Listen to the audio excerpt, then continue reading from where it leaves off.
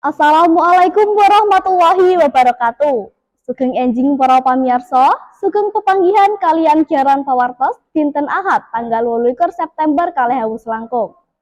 Dinten menika pawartos ingkang wigati sampun samapta wonten ngarsa panjenengan.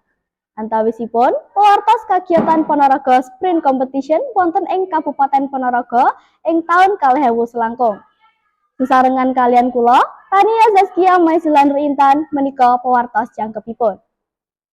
Disbut Parpora Kabupaten Ponorogo sesarengan kalian Pengkapasi Kabupaten Ponorogo kasil ngawontenaken adicara kejuaraan atletik khususipun wonten ing cabur lari ingkang dipun wastani Ponorogo Sprint Competition.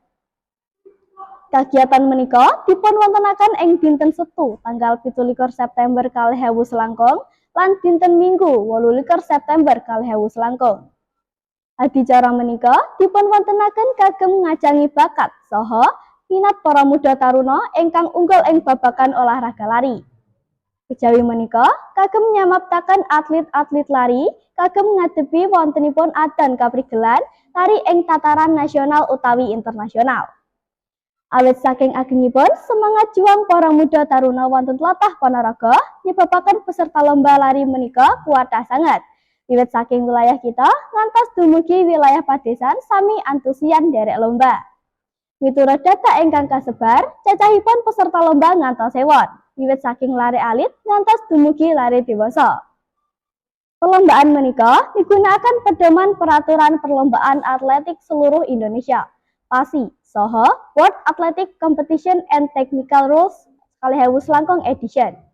Ingkang sampun dipun selarasaken kalian kawontenan papan panggenan saha sedaya peserta sampun mangertosi isi peraturan lomba.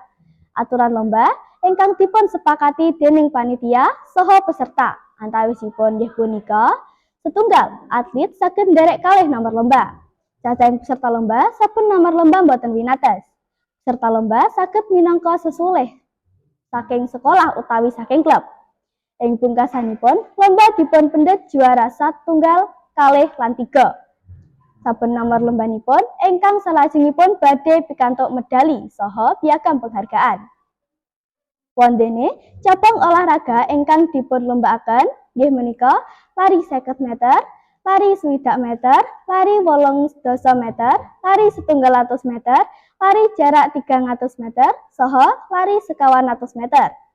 Jadwal perlombaan ing dinten Setu 17 September 2020 langkung mujudaken babak penyisihan ingkang dipun wiwiti jam 7:30 enjing ngantos rampung adicara perlombaanipun.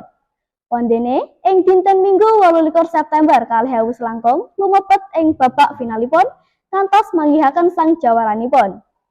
Adicara penutupan saha penyerahan hadiah lumampah kanthi meriah lan dipun sekseni saha dipun pirsani dening para pejabat Disbut Parpora Kabupaten Ponorogo, Bapak Ibu guru pendamping sekolah, para peserta saha masyarakat Ponorogo.